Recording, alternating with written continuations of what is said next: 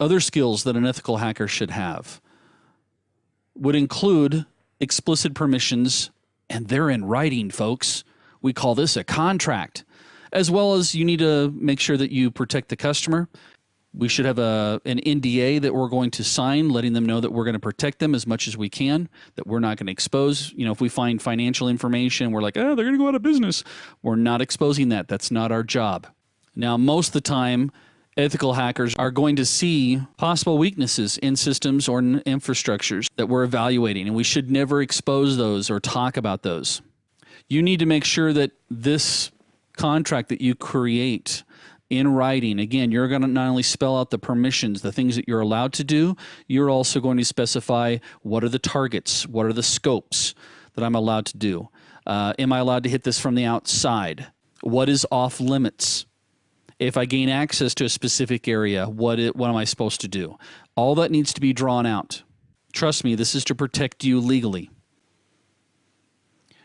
Also, you should be using the same tactics and strategies that an attacker would use. That's the whole purpose of this course, so that you can learn those tactics and strategies. You don't just make things up or take shortcuts to make it look like you know what you're doing. No means no.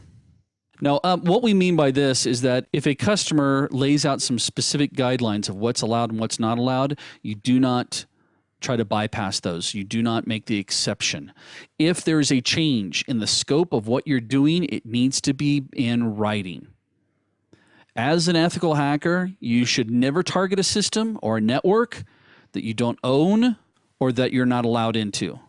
If during the test, the owner, your boss, whoever, comes and says no or stop, you stop immediately. Failure to do so is going to make your life seem like one of those thriller movies where only two people know about what's going on and nothing's been documented, and the one person who's in charge gets killed and the guy gets leaving holding the bag and everybody thinks he's guilty. Again, documentation. And when it comes to documentation, the other thing you need to be aware of is that you will report all your results. Now, when I say you will report all of your results, I mean all of your results. I don't care how hard it is, because it's uncomfortable. I had a particular situation where I had to report who hired me to do the pen test to the owners of the company, and it resulted in him being let go right away. And again, you may have to report your findings to legal authorities and not just the police. If it's folks, if you see that somebody's customer information and it includes records such as social security numbers, credit card information, that's a federal crime, which means you may have to involve the FBI.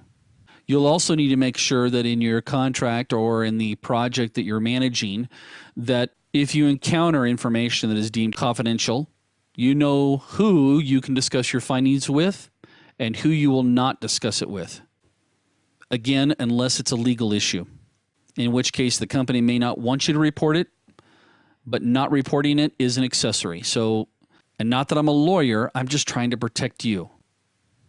So we have a whole course coming up that will talk about how to do what we refer to as a penetration test or a pen test